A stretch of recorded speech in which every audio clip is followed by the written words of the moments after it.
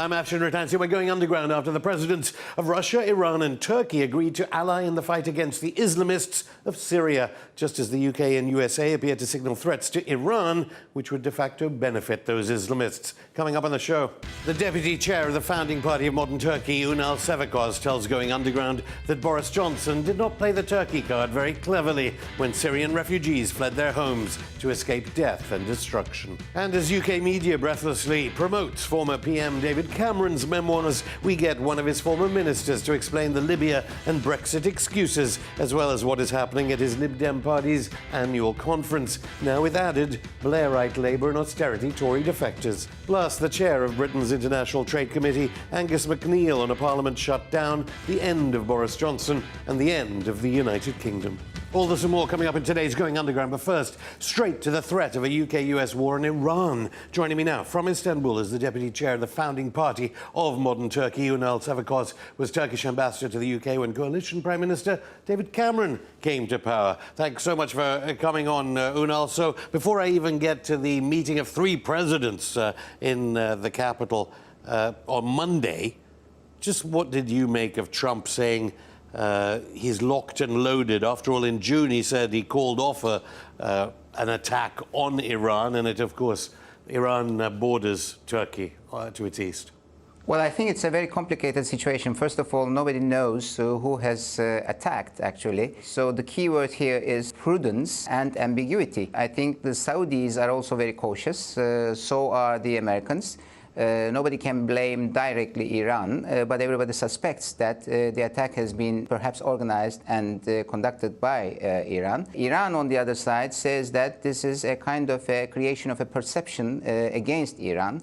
And I think all these are happening just before the UN General Assembly, where we could perhaps see a couple of bilateral meetings. And now I understand that President Rouhani has made it very clear that there won't be a meeting between Rouhani and Trump. The Saudis have asked for an international commission to monitor the places where the attack has taken place. So I think let us wait and see. You see, unsourced leaks are already appearing in Western mainstream media that it definitely was Iran and not the Houthis of Yemen that attacked the Aramco facility in Saudi Arabia. I mean, what do you think about the timing of any attack? Do you think it seems plausible that Iran, ahead of next Tuesday's General Assembly in New York, would do this? Well, Iran is probably still waiting from the United States to return to the JCPOA. And since they have not received any kind of sign that the United States is going to accept the JCPOA with its old terms, they are probably reluctant in meeting and having any bilateral during the UN General Assembly. I think the situation on the ground in the region is it is not a direct confrontation between major powers or major actors. Most of the confrontation is taking place through proxies. And it is so obvious that the Houthis have mentioned that they will attack again. This does not necessarily mean that they have conducted the first attack, but they at least try to give the sign that they are also in the game. You see, I'm really referring, Ambassador, to the fact that when Shinzo Abe, the Japanese Prime Minister, was in Tehran, suddenly Iran was accused of seizing a Japanese vessel. Then when Donald Trump says he'll have unconditional talks with President Rouhani, who has, of course, been in Turkey on Monday, suddenly this happens. You don't see that there's anything to be suspicious about? I don't find any kind of direct relationship between the President Rouhani's and President Trump's possible meeting, and the visit of Shinzo Abe to Tehran. It is probably a coincidence, but I still insist that we will have to wait and see what the real motive behind the attack and who has organized the attack is clear. Of course, Britain seized an Iranian vessel amidst all of this recent uptick in threats, military threats against Iran. What do you make of Britain wanting to overthrow your southern neighbor's government, the government of Syria, in the context of Monday's talks? One of the major results of the trilateral summit in Ankara was probably the agreement on the formation of the Constitutional Committee. Now all the three sides have agreed that the names are more or less clear, and there is no dispute about the lists, which shows that now we can proceed with the Geneva process. And this is an encouraging sign, because the Constitutional Committee's formation is a major step towards the continuation of the Geneva peace talks. Now, once the Constitutional Committee is formed and once the Geneva talks start, I think it is quite obvious that we are accepting that this transition is going to take place during the Assad regime is still in power. So when we go back to 7 or 8 years earlier, all the international community was against conducting all these developments with Assad. But now it is obvious that Assad has proved his strong presence and control over the Syrian territory. You see, these talks, and I know we're going to get further details in the next 48 hours, 24 hours, they're taking place while in the past few weeks Israel has bombed Damascus, Israel has bombed Lebanon, Israel has bombed Iraq. Do you think the three leaders, Putin, Rouhani and Erdogan, are aware of this context? I think this was asked during the press conference to all the three leaders, and since in the communique it is mentioned that they have also discussed a couple of other regional developments and international developments, whether Israeli issue or other topics have been discussed, but the answer was no. I probably think that the Israeli situation is very much related to the elections, and since the Israeli elections was approaching, probably Israel was showing some kind of strength and assertiveness in the region, so that this attitude could perhaps have an impact on the elections. On the other side, I think Russia is also very careful in its relations with Israel. Iran is also quite aware that Israel has certain ambitions against Iran, and simply wants to be prudent and does not want to escalate the things. So Israel issue has not been on the agenda between the three leaders, I presume. But what do you think President Assad is going to think of the fact that the three leaders didn't really even talk about United States recognition of Israeli occupation, illegal occupation of the Golan Heights, Syrian property, let alone, of course, the state of East Jerusalem? Yes, I don't think that he is extremely happy about that. He was probably annoyed, but the three leaders did not mention anything about all these issues, so the Israeli developments, and they probably agreed not to mention, even if they had discussed these issues behind the closed doors. Do you think it's sensible of the three leaders to trust NATO nations that have been, well, Britain has been selling record amounts of weapons to Israel, and Israeli weapons have indeed been found in Syria amidst the conflict? I don't think that this has been discussed either, because you know that this is a continuation of the Astana process and the Sochi process. So the three leaders probably prefer to focus mainly on the continuation of the Astana and the Sochi processes, and to focus on the situation on the theater concerning issues in Idlib, concerning issues in the east of Euphrates, and also perhaps the preparation between Turkey and the United States for the establishment of a safe zone in the northeast of Syria. Of course, here in Britain, we've had the memoirs of former Prime Minister David Cameron, who you met when you were ambassador here in London. He's been blaming Boris Johnson for lies about, well, what he alleges are lies about Turkey in the Brexit referendum. Why do you think we don't hear more about the numbers of refugees taken by Turkey, let alone what agreement about refugees was made at Monday's Ankara summit? I mean, just tell us a little about it. 3.6 million refugees from Syria.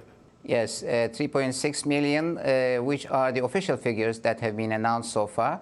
But I believe the number is quite high. It is probably a little bit over 4 million. and this is certainly becoming a major burden for Turkish economy because the government has already declared that Turkey has spent more than 35 billion US dollars for all the Syrian refugees that are currently in Turkey. I think the numbers were quite low, and when I was ambassador there and when David Cameron was prime minister, the Syrian problem was in its initial phase. And probably that was not a big issue, and nobody expected that it would continue and result with that kind of a huge flow of people into Turkey.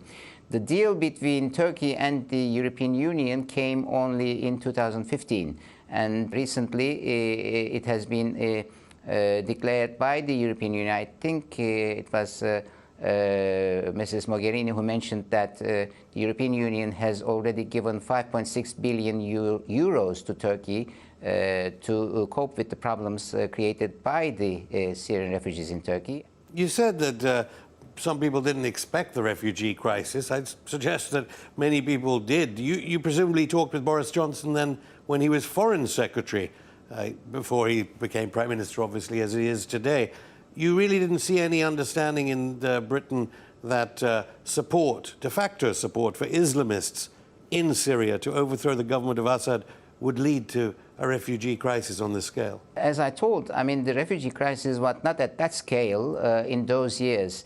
I think when the Brexit talks and the referendum was being prepared, one of the issues that Boris Johnson particularly emphasized was the possible increase of flow into the United Kingdom through Turkey. But of course, that was not a very prudent policy, and I wouldn't say that it was helping to the cause of Brexit. It was simply exaggerating a situation and simply trying to convince the people that they should vote for leave. I think now everybody agrees that Boris Johnson did not play the Turkey card very cleverly at that time. You're on the David Cameron side of that debate. Ambassador, thank you. Thank you very much. After the break. After UK Prime Minister Boris Johnson fled a press conference in Luxembourg only to face a Supreme Court in London deliberating on his own alleged lying, we ask, has Boris Johnson run out of places to hide? And 5 years to the day Scotland voted to remain in the UK, we ask International Trade Committee Chair Angus MacNeil whether his SNP will now ally with Jeremy Corbyn to annihilate Boris Johnson's Tories. All this and more coming up in part 2 of Going Underground.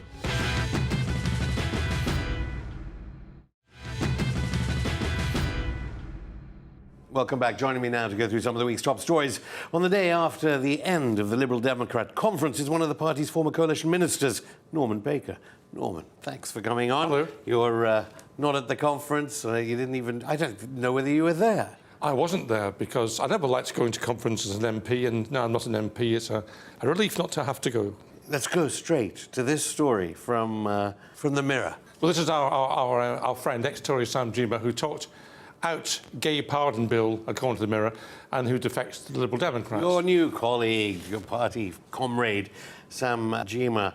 What do you think about Alan Turing? Do you think he should never have been pardoned posthumously? Of course he should. Why is this man in your party? What sort of party is the Liberal Democrats if it allows him in? Chaka Amuna, famous war hawk, Sarah Wollaston, promoter of austerity, Angela Smith, who talks about funny-tinged journalists of people of colour, Luciana Berger, friend of Mark Regev at the Israeli embassy.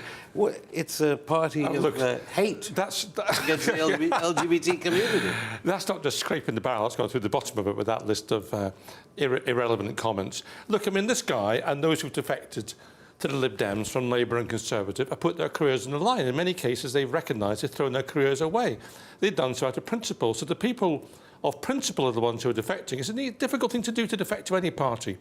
The ones you should be criticising are the people in the Tory party, and the Labour Party for that matter, who mumble under their breath, this is terrible, I don't like the way my party's going, it's all wrong, and they do nothing. Keep their mouths shut. These guys have stood up and been counted. He explicitly spoke out against the pardoning of people who are LGBT who had been convicted prior to equality legislation. As I understand it, he was doing so as a minister, and that was the... That's following orders is no Yes, excuse. no, but that's what ministers do. When you don't follow orders, you resign from the government, as I resigned eventually from the coalition government, having had enough of Theresa May. How far does this go then? So will the Liberal Democrats allow people that you fundamentally disagree with? The party is a broad church, like any political party is. And with people who disagree with individual policies. You know, Tim Farron, for example, who was leader of the party, had a different view on gay rights from most of the people in the party. So I want to go to this one from David Cameron's memoirs. Yes. Get your take on it. David Cameron book, To Do Nothing in Libya was to facilitate murder. Well, it's always difficult, isn't it, as a British Prime Minister, to try to involve the country in an overseas expedition of any sort, because we've all had... This is the destruction of Africa's richest per capita country. I know, absolutely, and I think David had a point on that particular issue, but the trouble was, after Iraq and the lies that Parliament was told by Tony Blair and Alistair Campbell at the time, Parliament was naturally sceptical about taking overseas action, and I think that's only right.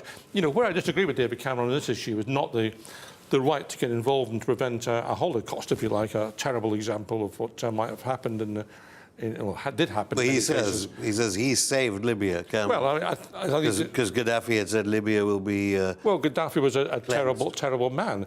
But where I disagree with David Cameron is this: these matters should be ones for the United Nations. You know, we are not the world's policemen. You know, neither is America, neither is Russia, neither is any other country. But why do you think Cameron hasn't realised what you've just said to me now in the luxury of his quasi-retirement?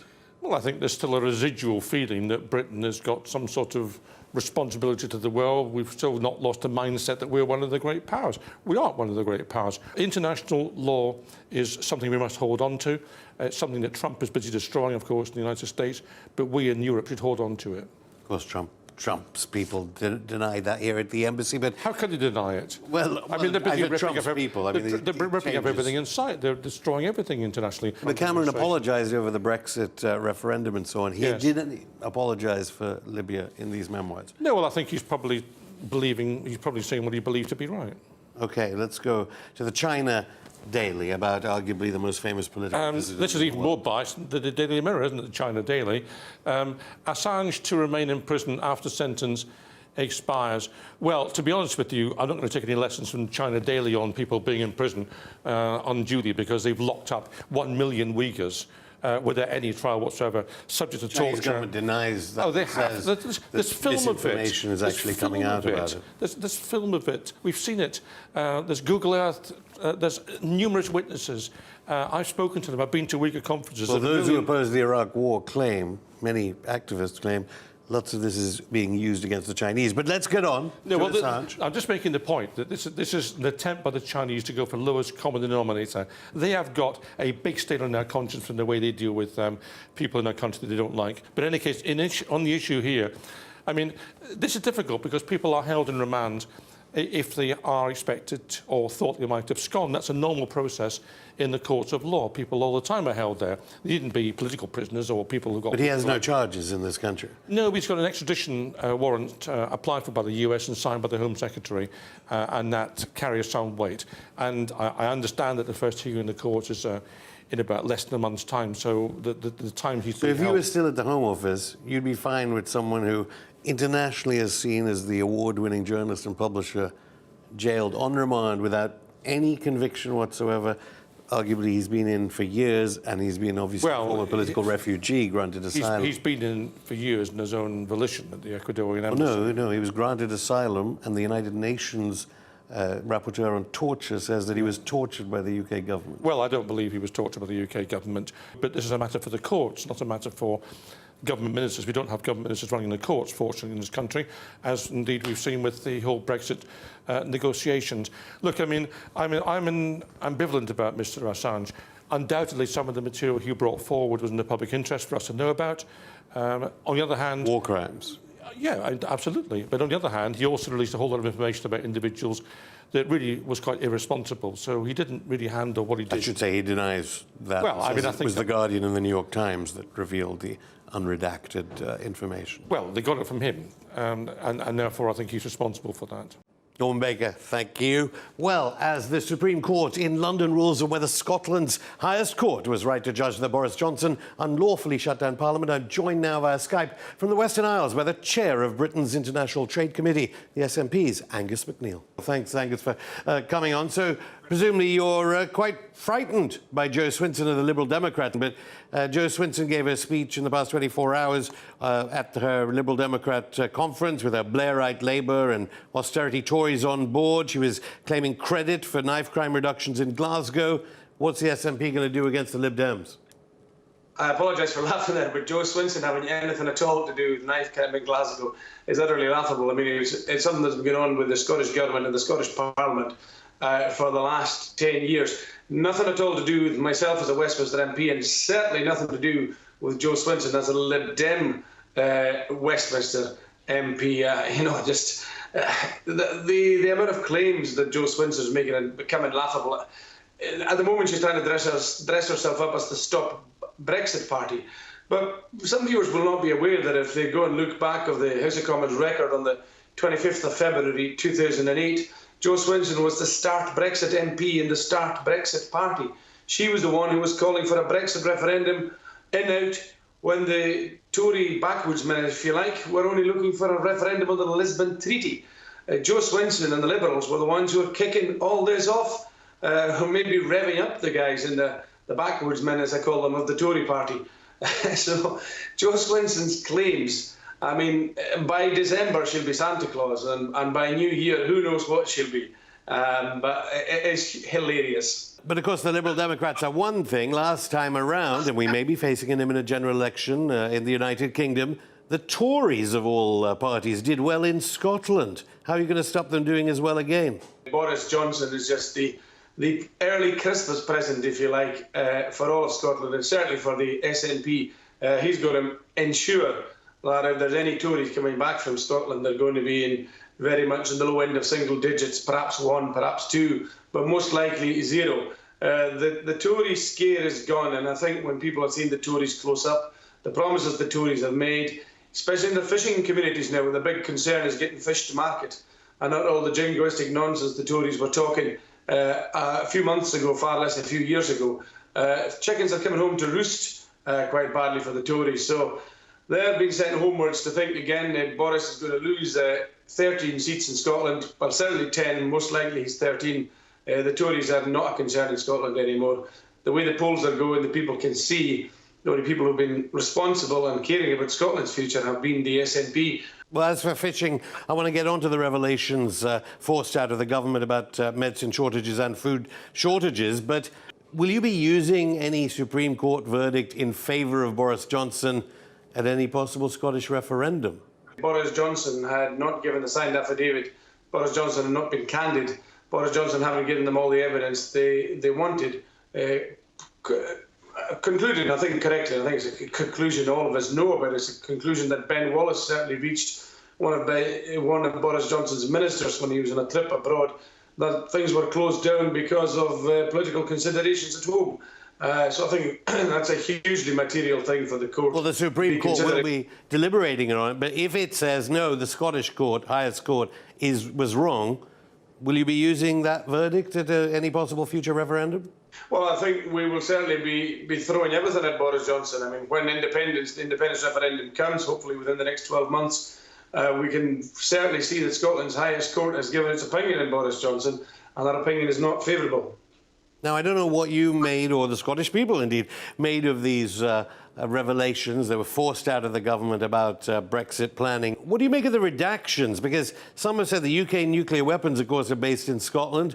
Any possible redactions could be about defence? Well, the redactions could be about anything, but I think the overriding thing that people should understand about the Yellowhammer documents is these documents are not scaremongering, because there's a number of companies, as chair of international trade, have come to me over the last 12 to 18 months with all sorts of warnings and all sorts of concerns and said, get them out there in the public sphere. We don't want to get involved in politics. We don't want to take the heat that's going to come with that. So what we've got in the situation of Brexit, a number of companies actually afraid to tell the truth of their fears because they feel a political hit will come to them. Supermarket chains told me a year and a half ago, without currency interference, that the average basket will go up about 7%. There will be problems getting stuff on the shelf quickly. There'll be problems getting the range on the shelf as well. So don't be surprised that these things are now becoming more and more open. There's certainly been well-documented medical fears. My colleague, the surgeon Philippa Whitford, SNP in Ayrshire, has been certainly going on with the medical isotopes, along with Carol Monaghan in Glasgow.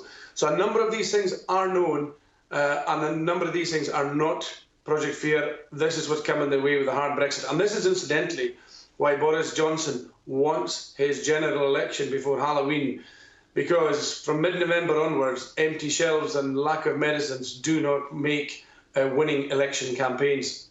Well, obviously, the Prime Minister denies that and says positivity is what's required. But as you said, you are the chair of the International Trade Committee, and I understand you've had a reply from the International Trade Secretary, Liz Truss, about questions that you've asked of her. Yeah, I mean, I think with Liz Truss, we expected her to come to committee. She didn't come to committee. We were pretty annoyed with that. I think Liz Truss has got the message quite clearly that you do come to parliamentary committees. Perhaps Liz Truss was shown a degree of inexperience. Who knows? But I think she's got the message now. She's maybe in a bit some hotter water with inadvertently selling arms to Saudi Arabia, of all places, sort of involved in a genocide in the Yemen at the moment. And the behaviour and the conduct of Saudi Arabia, having the courts ruling against them, leaves Liz Truss in a more precarious position with bigger and more important questions to answer than perhaps I was intending to ask her in the beginning. Well, of course, we invite the Saudi Arabian ambassador to London to answer some of those questions. I understand, actually, Truss is in Australia, of all places. Just finally, there's a global climate strike on Friday. I know Jo Swinson, obviously, she did take pro-fracking donation money, but she did raise the idea of environmental climate collapse.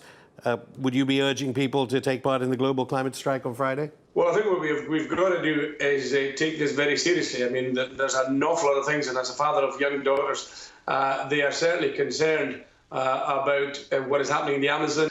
So climate has to be taken very seriously. The strike itself is one of those things that makes people think it might be a good way of raising awareness. It might also be a way of maybe raising the fear and the anxiety that some psychologists were on about as well. So there's a balance in that. I'm not going to tell people either way what they should or shouldn't do, but I think the one thing we should be agreeing on is that something needs to start happening to ensure that the carbon numbers start going down, the renewable numbers start going up, and we're leaving a more sustainable planet, or living in a more sustainable planet, and we're seeing less weather fluctuations that are happening more often. Angus MacNeil, thank you. Thank you. And that's it for the show. We'll be back on Saturday, 70 years to the day Chairman Mao inaugurated a People's Republic of China that would lift more than 850 million people out of extreme poverty. Until then, keep in touch via social media. Don't forget to subscribe to our YouTube channel.